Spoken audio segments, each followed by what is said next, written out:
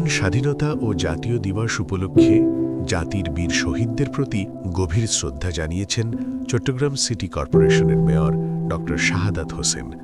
তিনি প্রত্যাশা ব্যক্ত করেছেন, রাষ্ট্রনায়ক প্রধানমন্ত্রী জনাব তারেক রহমানের নেতৃত্বে বাংলাদেশ একটি দুর্নীতিমুক্ত ও স্বনির্ভর রাষ্ট্র হিসেবে গড়ে উঠবে।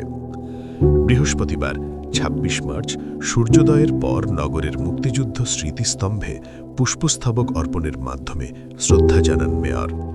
এ সময় তিনি মহান মুক্তিযুদ্ধের শহীদদের আত্মত্যাগের কথা গভীর কৃতজ্ঞতার সঙ্গে স্মরণ করেন। শ্রদ্ধা নিবেদন শেষে সাংবাদিকদের সঙ্গে আলাপকালে মেয়র বলেন, মহান স্বাধীনতা দিবসে আমি ১৯৭১ সালের মুক্তিযুদ্ধে শহীদ সকল বীর সন্তানদের গভীর শ্রদ্ধার সঙ্গে স্মরণ করছি, যারা আত্মত্যাগের মাধ্যমে আমাদের স্বাধীনতা এনে দিয়েছেন।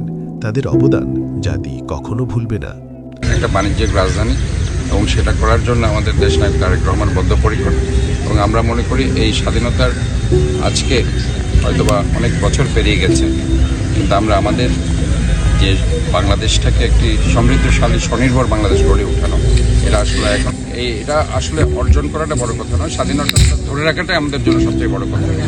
তিনি বলেন, চট্টগ্রামের মুক্তিযুদ্ধের স্মৃতি বিজড়িত ঐতিহাসিক স্থানসমূহ সংরক্ষণে কার্যকর উদ্যোগ নেওয়ার ঘোষণা দিয়ে মেয়র বলেন, বিপ্লব উদ্যান, বধ্যভূমি, কালুরঘাট বেতার কেন্দ্র, জিয়া স্মৃতি জাদুঘর সহ মুক্তিযুদ্ধের সাথে সম্পৃক্ত সকল গুরুত্বপূর্ণ স্থান সংরক্ষণ করে ভবিষ্যৎ প্রজন্মের কাছে সঠিক ইতিহাস তুলে ধরা হবে।